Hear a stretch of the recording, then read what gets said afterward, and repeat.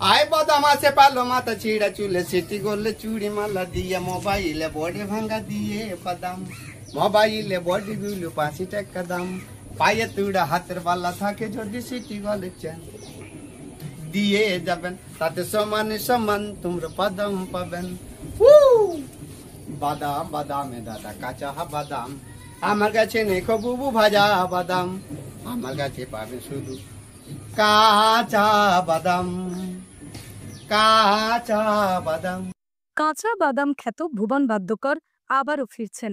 কপিরাইটের টাকা পেলে স্ত্রীকে নিয়ে বৃন্দাবন ভ্রমণের স্বপ্ন। আবারও কি ভাইরাল হবেন ভুবন? বীরভূমের কোড়ালজোড়ি গ্রামের বাসিন্দা ভুবন বাদ্যকর একসময় তার বিখ্যাত কাঁচা বাদাম গান দিয়ে সারা বিশ্বে পরিচিতি পান।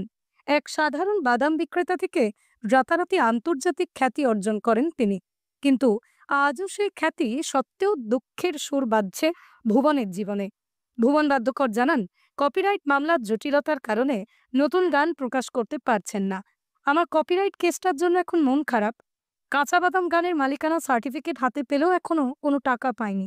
যে নামটা পেয়েছিলাম সেই নামেই বাড়িটা তৈরি করতে পেরেছি, কিন্তু বর্তমানে কোনো কাজ পাচ্ছি না। আক্ষেপের সুর তার গলায়। ধরুন আমার ইচ্ছা বলতে আমি যেন আবার গানের ইয়েতে থাকতে পারি, সোশ্যাল মিডিয়ায় যেন আবার আমি আসতে পারি। এখন আমার এই কেসের জন্য খুব আমি এখন দুঃখিত হয়ে আছি। তার জন্য এখন কোনো গান আমি ছাড়তে পারছি না, কারণ কেসটার ইয়েতে আমার খুব এখন মানে আমার মন মেজাজ খারাপ আছে।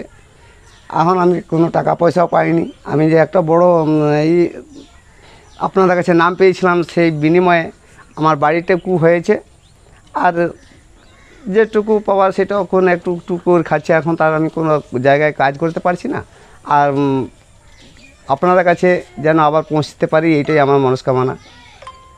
অন্যদিকে ভুবনের স্ত্রীও স্বপ্ন দেখেন একদিন বৃন্দাবন ভ্রমণের। আপনার স্ত্রীর কিছু কি ইচ্ছা রয়েছে এই বিষয়ে, মানে এই গাড়ির শখ বা কোথাও ঘুরতে যাওয়ার শখ? হ্যাঁ, তো ইচ্ছে আবার থাকে না, সবাইকে তো ইচ্ছে হয় যে আমাদের যদি কপিরাইটটা ডিগ্রি হয়ে যাবে তখন তো আমাদের কিছু হবে, তাই মনে মনে ভাবনা করে আর কি। তো যাক, আশা করি হয়েও যাবে।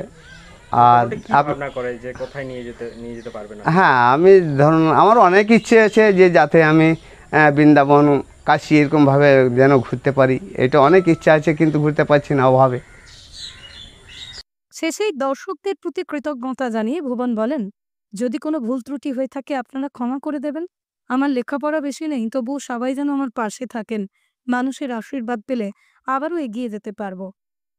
ভুবনের আশা, একদিন কপিরাইটের টাকা হাতে এলে নতুন গান নিয়ে আবারও সোশ্যাল মিডিয়ায় ঝড় তুলবেন। বীরভূম থেকে সুদীপ্ত গড়াইয়ের রিপোর্ট, লোকাল 18 বাংলা।